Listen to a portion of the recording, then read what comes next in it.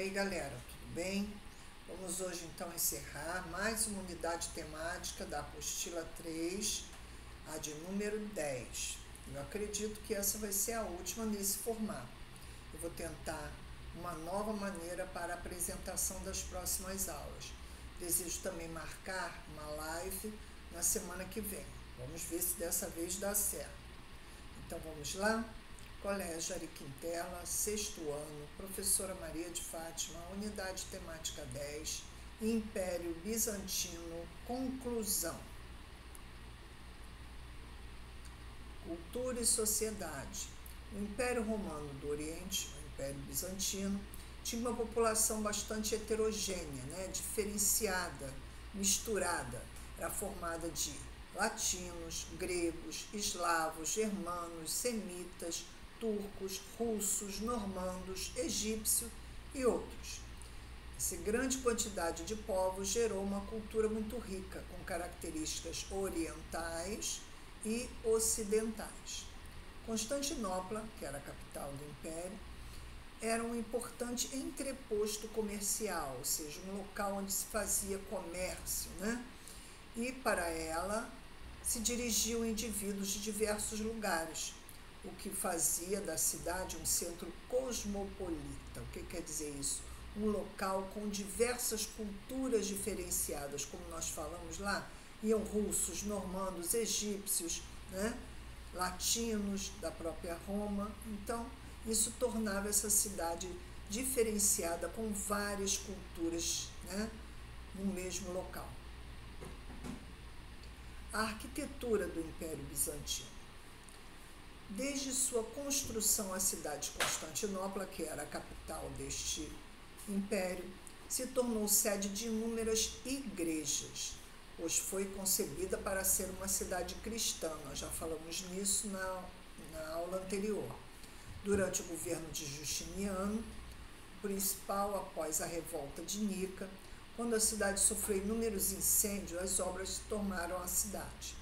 A técnica de produção de tijolos e argamassa se manteve preservada em Bizâncio nas imponentes construções para a igreja de Santa Sofia, construída no ano 532.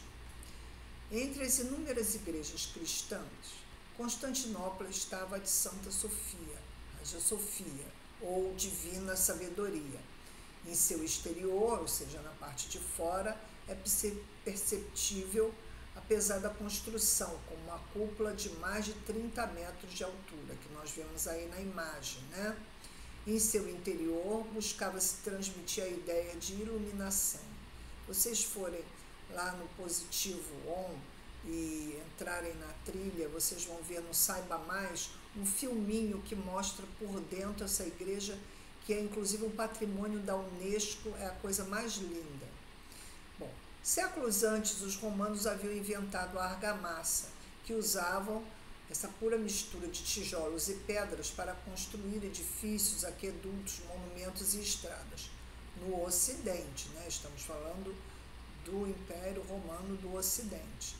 E esse conhecimento lá no Ocidente se perdera, tal como gregos antigos e técnicas de fabricação de tijolos desapareceu por quase 1000 anos.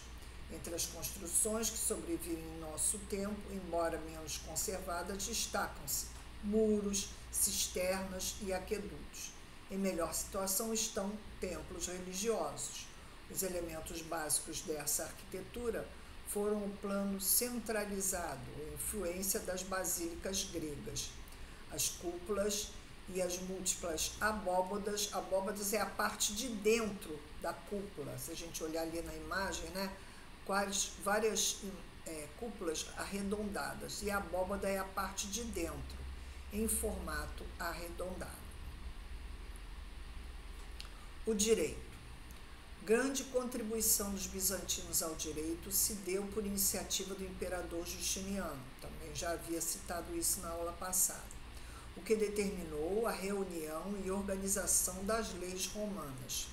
O Corpus Juris Civilis, corpo do direito civil, foi organizado em 4 seções: o Codex Justinianus, que são as leis imperiais, desde o século II até o início do reinado de Justiniano. O Institutiones eram as organizações para os estudantes de direito, era a impressão de todas essas leis para que se tornassem estudo dos advogados, né? Digesto ou pandecta, principais decisões dos juristas romanos com base na interpretação das leis. E as novelais, leis criadas durante o governo de Justiniano, as leis mais novas do Corpus Juris Civilis. Bom, agora a Igreja Bizantina, especificamente. Vamos ver como é que eram os rituais, não tão diferentes dos cristãos que seguem hoje, mas com algumas diferenças. Quando nascia uma criança, se fazia um cortejo, né, um grupo de pessoas, os familiares, apresentavam essa criança num templo ortodoxo e faziam então um batismo em 3 águas diferentes. Quando falecia uma pessoa, o funeral, exibia o corpo do falecido para a família, dentro de casa, na sua própria cama, e só depois do velório, levavam para o sepultamento. O casamento era na presença do patriarca, que era o líder máximo da Igreja Bizantina, da Igreja Ortodoxa, onde eles trocavam as alianças. Ainda falando sobre a Igreja Bizantina, haviam diferenças teológicas entre a Igreja de Roma, da parte ocidental, e da Igreja de Constantinopla, da Igreja oriental. Os bizantinos negavam a Santíssima Trindade, que eles chamavam de monofisismo, né? Só Deus, Jesus, é que era importante, uma pessoa, né? E os iconoclastas, que é outra corrente teológica dentro dessa igreja, eles proibiam o culto aos ícones, às imagens, aos santos.